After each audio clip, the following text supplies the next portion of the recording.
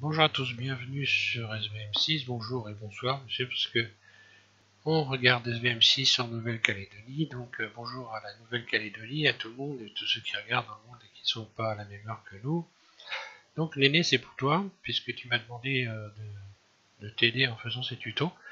Donc on va passer au hublot, et les hublots, on voit bien que en réalité le problème qu'il y a très souvent pour beaucoup de personnes, c'est que vous n'arrivez pas à faire des hublots qui ont la forme du cockpit et qui ne créent pas de déformation sur le cockpit. Vous allez voir, c'est très très simple à réaliser. En réalité, la solution était évidemment, pour ceux qui ne savent pas, d'ailleurs je crois que je vais faire un autre tuto à ce sujet, puisque c'est un problème qui manifestement touche tout le monde, puisque je n'ai pas encore vu un seul modèle 3D avec un hublot, donc avec des textures mais pas avec du hublot. Alors je disais, voilà, le truc c'est de régler le look tool, c'est-à-dire vous allez dans la boîte à outils, je vais me remettre en mode edit bien sûr, vous allez aller dans la boîte à outils, je vais vous faire la démonstration après. Dans la boîte à outils, vous allez donc sur cercle, où est-il? Bon, ça y est, j'arrive. Peut-être que j'ouvre un peu plus, ou que je fasse tout simplement une petite sélection. Pourquoi j'arrive pas à voir ma fenêtre davantage? Voilà.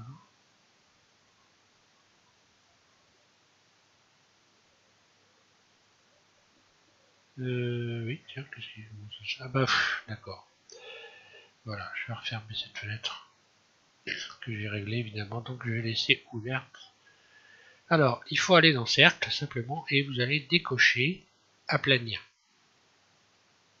Et lorsque vous décochez Aplanir, lorsque vous allez créer un cercle, je vais rester sur cette fenêtre d'ailleurs, je vais sélectionner donc un ensemble comme ceci.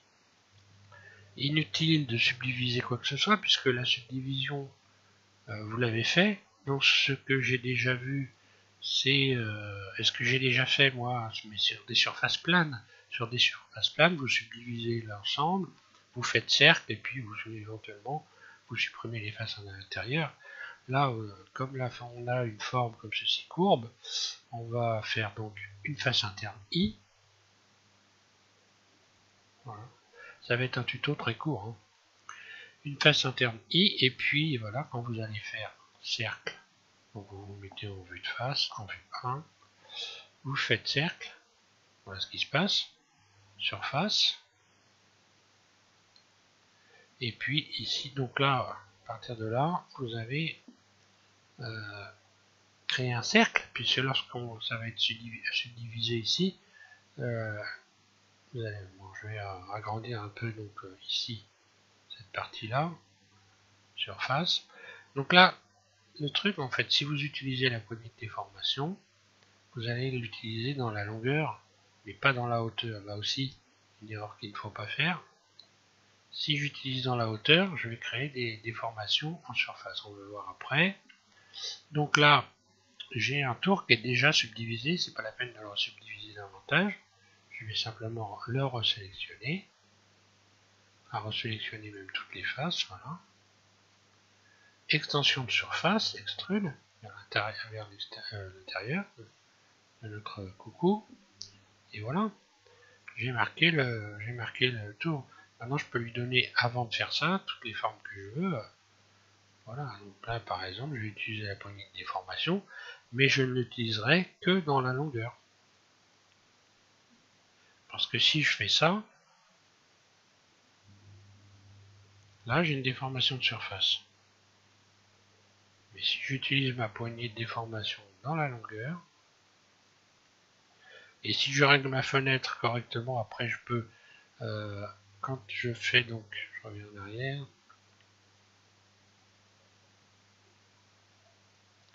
donc à partir de là, je peux faire glisser ces rayons déjà si je veux voir, mais il faut que je les fasse glisser pour pas déformer. Si je veux donc avoir un hublot plus court, double G par exemple, là je vais l'agrandir, et là j'ai rien déformé du tout. Si le double G dit des bêtises, le double G a déformé, donc il aurait fallu que je règle ma...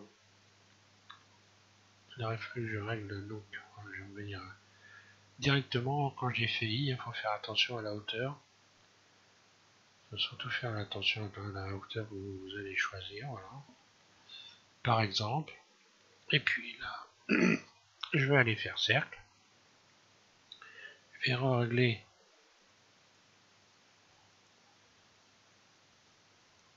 ici ce rayon, resélectionner le tour,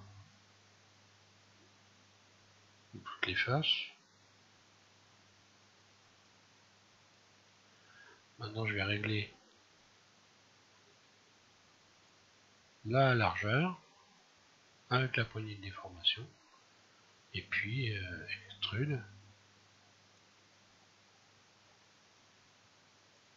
Là je peux rajouter des rayons par exemple.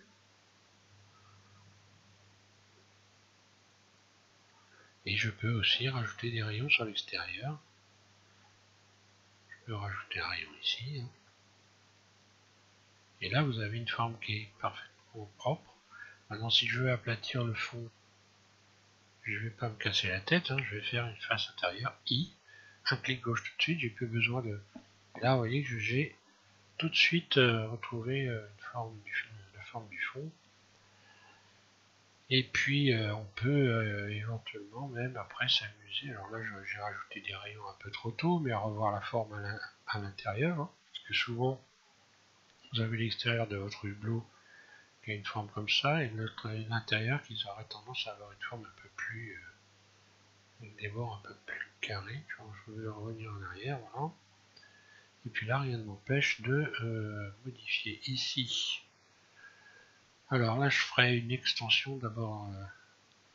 Déjà, je réduirai la surface pour avoir cette forme-là au fond. Puis éventuellement, je sélectionnerai ici ce rayon-là et celui-là pour donc modifier la dimension.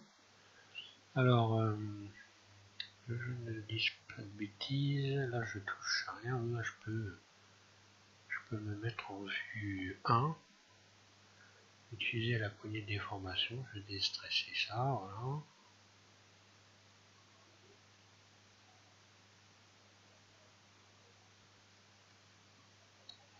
Pour éventuellement modifier un peu l'intérieur, on va voir ce que ça donne. J'ai encore pas essayé vraiment de le faire, mais ça a l'air de coller.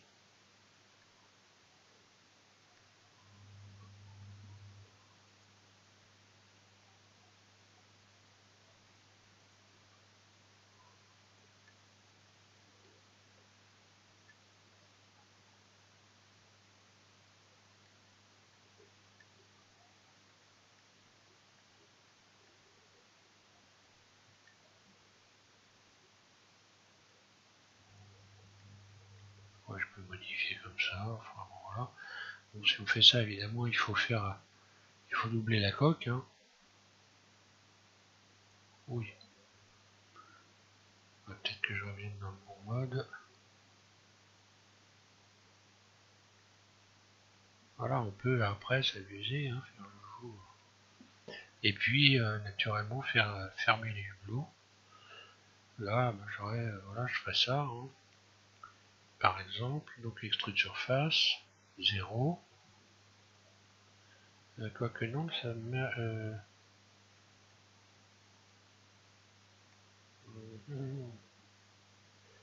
non, là, je serais obligé de refermer les surfaces. Pour faire un hublot donc avec une vitre. Donc là, je serais obligé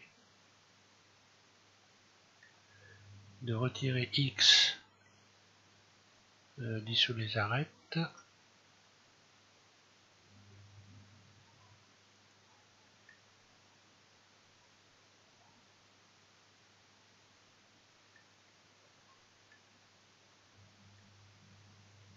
Non, j'ai creuser des trous, là. Pas bon, non. Allez. On va refaire les choses sérieusement. Donc ça c'est le rayon que j'ai rajouté. X dissoudre arrêt, dissoudre le vertige peut-être, voilà. Ça va marcher mieux.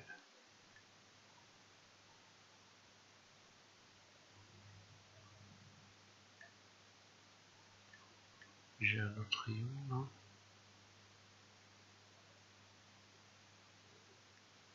Parce que là je suis obligé de refermer évidemment tout.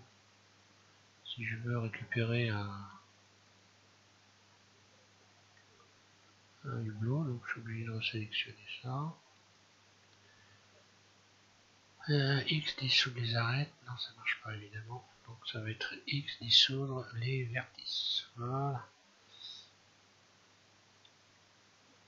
Et puis, puis je me retrouve avec deux faces ici. X face seulement. CTRL L, je vais retirer l'intérieur, X. Et j'ai plus qu'à recommencer. X face. Ouais, bon voilà, je repars à 0, j'aurais mieux fait de faire ça tout de suite. Ça aurait été beaucoup plus simple. Donc voilà, je vais sélectionner le tour complet. Et je disais, si je veux faire une vide, je vais dupliquer ça. D'ailleurs, du coup, on réfléchit des fois à l'envers. J'avais qu'à dupliquer ça, le fermer par la suite. Voilà. Shift D. Extrude, voilà.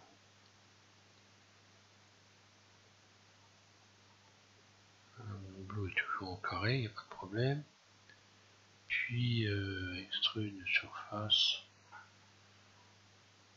On peut même s'amuser à faire des bords, pourquoi pas. Modifier l'intérieur directement ici ou ici. Donc là, plutôt je sélectionnerai ça et ça. Ou alors je recommence avec ça, voilà. Je modifie l'intérieur. Je rajoute un rayon, je referme. Je peux retendre les surfaces à l'intérieur également.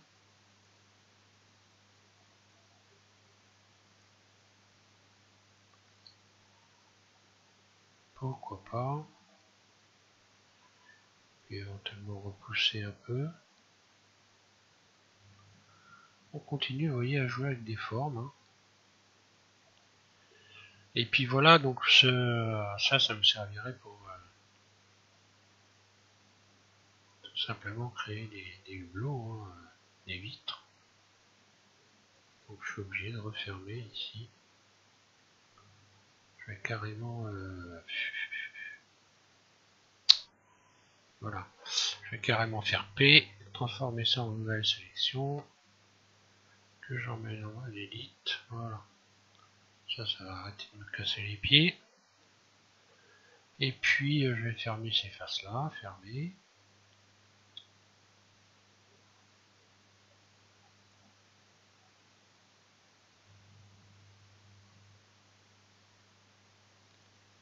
Oui, fermé. Et donc je vais pour pouvoir retendre une fois de plus ici ces faces et être sûr que ça correspond. Normalement, si je fais donc une face intérieure I et je clique tout de suite derrière, maintenant je vais aller placer mon. Je sélectionne tout.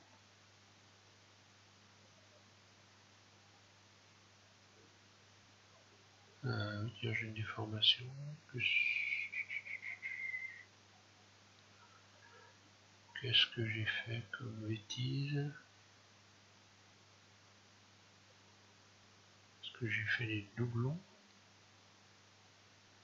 Je vais faire un tour, je vais des doublons, non, 0.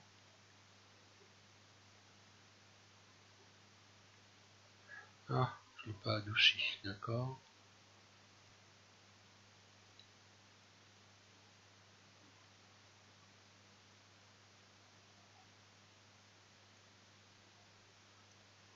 Et en réalité, c'est pas sur ça que j'ai fait une bêtise, c'est là que j'ai fait une bêtise.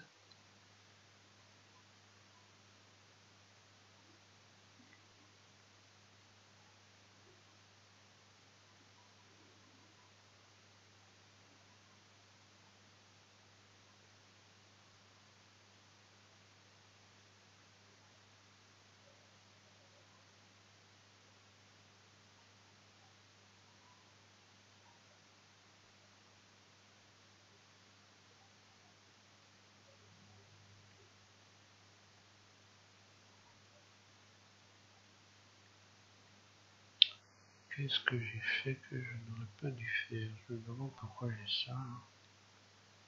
Est-ce que j'ai des faces qui sont pas... Je vais aller faire recalculer pour voir. C'est pas très logique que j'ai ce machin là.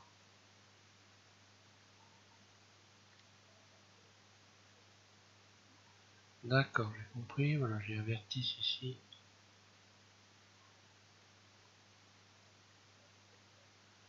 J'ai une arête qui traîne que j'ai pas bien retirée. Voilà, j'ai une arête qui traîne là. Voilà, on va faire X arrête. Et je vais avoir la même de l'autre côté. Faut pas grand chose, hein. Mais voilà, il faut chercher, il faut pas... Pourtant moi j'ai... c'est pas d'aujourd'hui que je m'amuse avec ce logiciel. Et on voit que si on cherche, on trouve. Hein. Faut pas lâcher l'affaire comme ça facilement, quoi.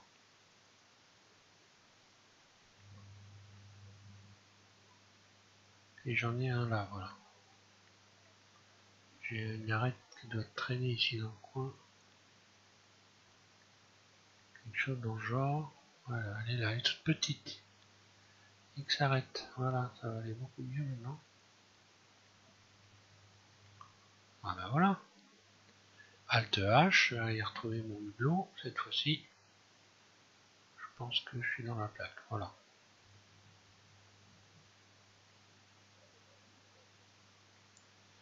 Et voilà, on a fait des hublots. À vous de jouer. Et puis, l'aîné, j'ai envie de te dire, ben, amuse-toi bien. Hein. On voit que c'est pas compliqué. Hein. En réalité, il faut penser à ça. Donc, je récapitule quand même. Hein. Donc, dès que vous allez ouvrir Blender, vous allez tout de suite aller dans la boîte à outils, faire régler dans la boîte à outils, ici en bas, le Auto Look, en mode, évidemment, en mode edit, hein, parce que pour moi, il n'y a pas de boîte qui traîne. Hein. Donc ici, vous pouvez cliquer sur les flèches. Et ce que je dis toujours, hein, c'est quand vous faites quelque chose, vous devez, par habitude, hein, il faut avoir cette habitude d'aller fouiner ce qui se passe maintenant. Vous voyez que ici dans le grid, on a des réglages, que ici dans le cercle, on a des réglages. Et donc ici, vous devez décocher aplanir. Voilà. Je vais refaire un tuto sur ça parce que et puis je vais faire une autre démo. Là, on peut toujours, à partir de là maintenant, avant que j'arrête complètement, on peut toujours, donc voilà, imaginons que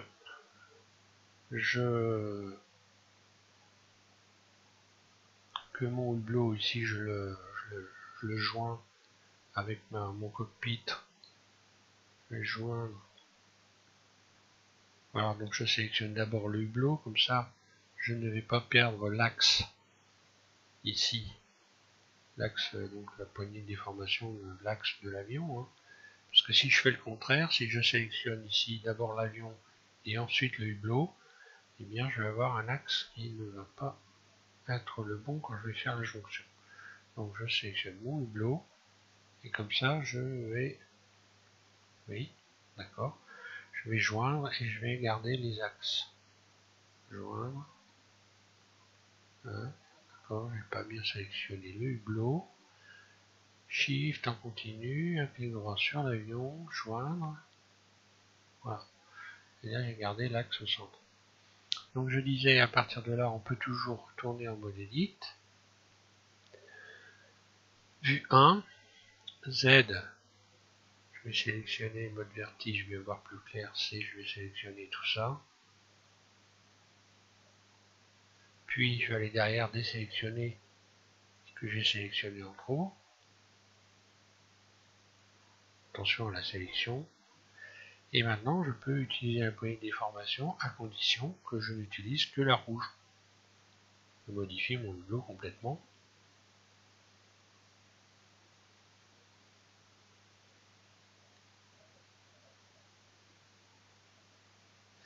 Et évidemment, quand je vais texturer mon coucou, eh bien, je fais en sorte que cette partie-là du carreau soit transparente. Voilà. Cette fois-ci, je pense que voilà, j'en ai assez dit, donc je vous laisse, je vous souhaite à tous une bonne modélisation. Amusez-vous à faire des trous dans les coques. Et puis, ça va servir à ceux aussi qui font des bateaux, par exemple, couleur du bleu, là. Bonne journée à tous, et puis bonne nuit pour certains, éventuellement. Merci.